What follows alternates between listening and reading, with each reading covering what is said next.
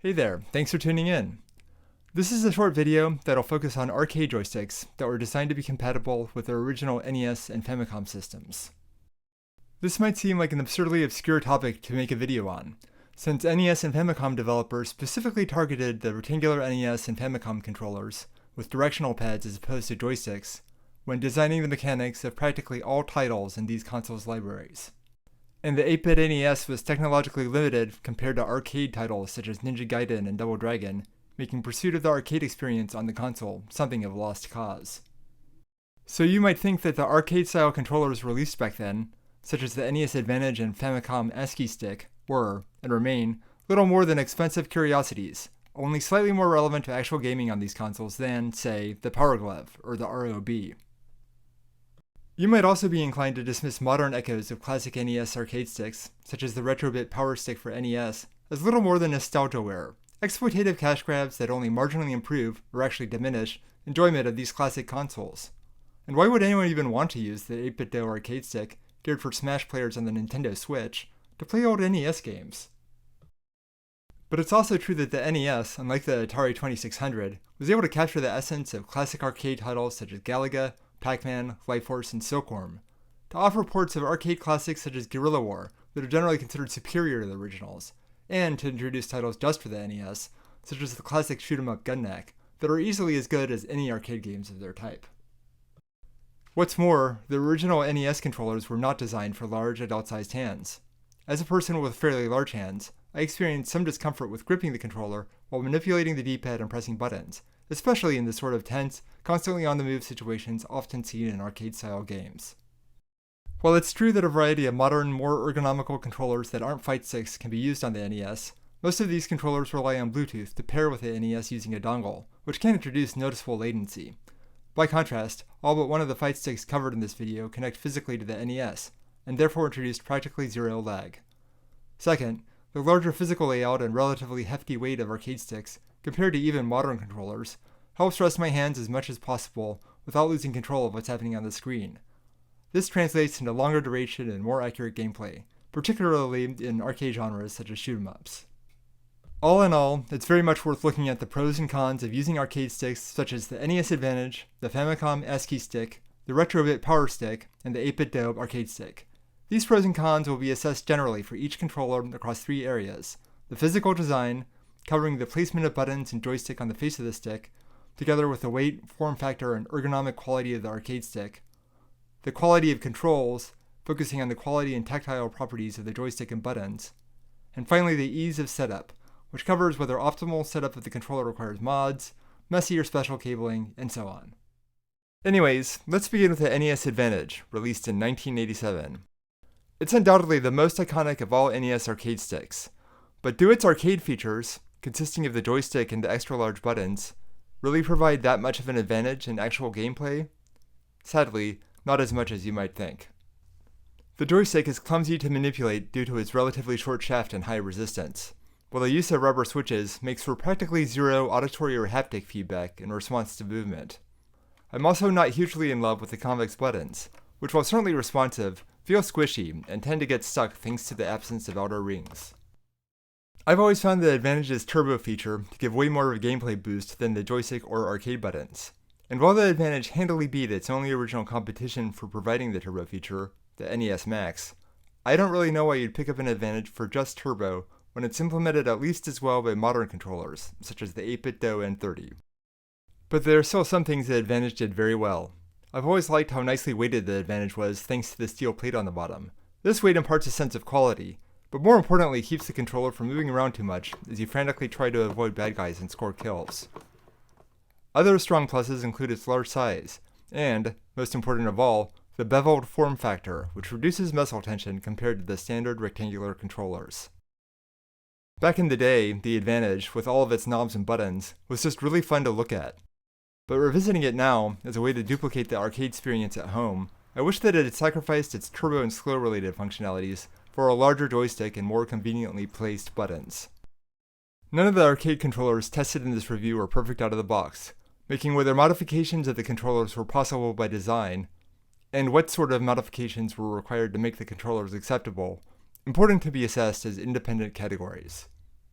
So, in light of the Advantage's poor joystick, which would be nice to be easily replaced with an actual arcade joystick such as one made by Sanwa, I assigned a negative score for modifications possible, while assigning a neutral score for modifications required, to account for the fact that at least no further modifications, and therefore expenses, are necessary following purchase of the controller. In 1985, a few years before the NES Advantage hit the streets in North America, the now defunct ASCII Corporation of Japan took an entirely different approach in the design of its Famicom ASCII stick.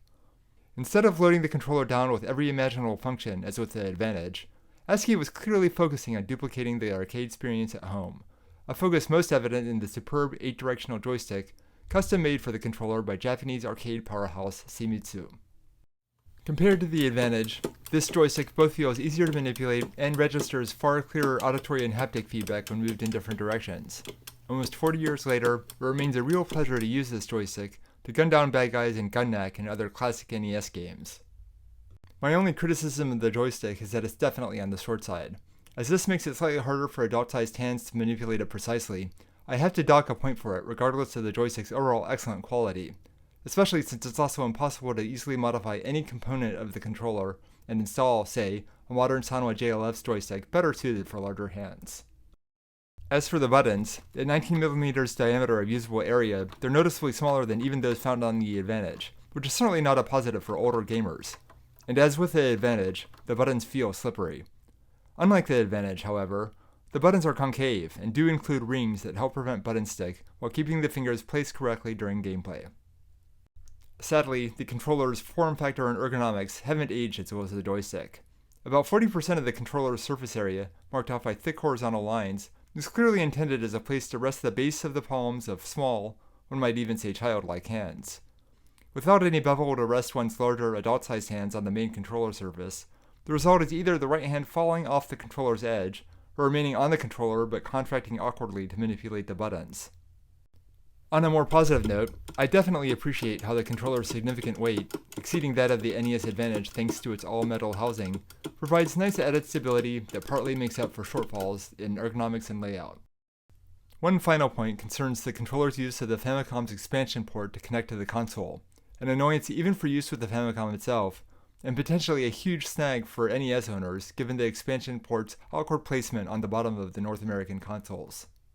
Fortunately, RAFNAT manufactures adapters that bridge the correct pins from the ASCII Stick's DA15 connector to an NES-compatible cable.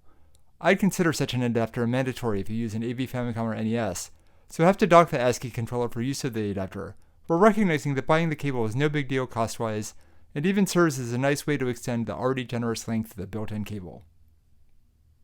Alright, so having reviewed two golden oldies, let's fast forward more than 30 years to see how much has changed. Which turns out to be not very much at all. Wow.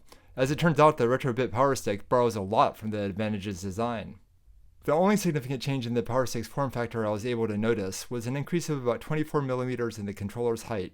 Everything else, including most importantly the bevel, was retained almost without change from the NES Advantage. For these reasons, the Power Stick's form factor gets a similarly high score in overall ergonomics. What's even better, the Power Stick took a hint from the Famicom ASCII Stick, dropping the Advantage's somewhat extraneous turbo and slow functionalities to focus on the essentials of the arcade experience: joysticks, buttons, and nothing else. Sadly, I actually ended up being underwhelmed by the stock joystick and buttons that came with the Power Stick. They're certainly usable, but the joystick action is even more stiff than the Advantage's, while the buttons have a cheap clackety sound when depressed and don't feel very well made. All the better then that the Power Stick is designed so its stock joystick and AB buttons can be replaced with higher quality parts from Sanwa and other manufacturers. Be forewarned that such replacements are almost mandatory to be able to enjoy using the stick on a regular basis. Also a heads up that Retrobit did not do a great job of designing the mold to accommodate standard 33mm diameter arcade buttons. In order to install Sanwa buttons, I had to carefully file away some plastic around the buttonholes so Sanwa buttons would actually fit. Even more disappointing is the Power Stick's failure to follow the Advantage's and ASCII Stick's lead in properly weighing down the controller with metal. You can expect this stick to move around a lot during use, to the detriment of gameplay as one of your hands is forced to stabilize the controller in addition to manipulating the controls. To remedy this, I ended up ordering a custom 11-gauge steel plate and mounting it into the base to add stability. This worked like a charm, but it's yet another modification that is as mandatory and expensive as replacement joystick and buttons. If you're willing to invest in all these modifications, though, rest assured you'll end up with an absolutely phenomenal arcade stick for the NES, one that combines the very best features we've already highlighted in the NES Advantage and Famicom ASCII stick. I just hope that if Retrobit ever does come out with a revision of the Power Stick, it will address thoroughly solvable shortcomings such as the too small buttonhole size and the lack of proper weighting on the base of the controller, ideally shipping the controller with higher quality joystick and buttons as well. If they did, it really would be possible to let the Advantage and ASCII stick retire for good with full honors, and use the Power Stick for day-to-day NES gaming. As is, unless you're willing to spend a good $100 on modifications, both older controllers very much remain viable and even preferable alternatives. As we wind down, it's worth taking at least a passing glance at the elephant in the room, the 8-bit DOE arcade stick. While like the Power Stick, its design makes obvious allusions to the NES Advantage, it's also a more general-purpose controller designed with modern fighting games in mind, and as a result is a good deal more massive than any other stick we've reviewed. While this large form factor is certainly good news for weighting concerns, I personally find it a little bit overwhelming for playing games that take advantage of only 2 of its 8 available buttons. More seriously, due to the need for various buttons for pairing with the Switch and PC and managing Bluetooth connections, only about 25% of the surface area of the controller is available for resting hands, far less than even the cramped ASCII stick's 40%, and it is entirely missing the bevel present on the NES Advantage and Retrobit Power Stick. Ergonomics are therefore something of a worry for this not inexpensive controller. As to be expected with a modern arcade stick, the 8-bit DOE arcade stick's key components are fully replaceable, and while I had no issue at all with this controller's buttons, I would recommend replacing the stock joystick, which felt a little loose and imprecise to me, with a Sonoedge ALF and octagonal restriction plate. Expect to spend yet more money and time getting the thing to connect properly to the NES. In addition to needing to buy the 8-bit DOE retro receiver to pair the NES with the 8-bit DOE arcade stick over Bluetooth, you may also need to update the retro receiver's firmware to pair it all. While we're on that subject, I was disappointed to learn that the 8-bit DOE arcade stick won't work at all with the 2.4 GHz RF receiver 8-bit DOE provides for use with its excellent N30 2.4 GHz controller. Use of RF as opposed to Bluetooth generally incurs far less lag.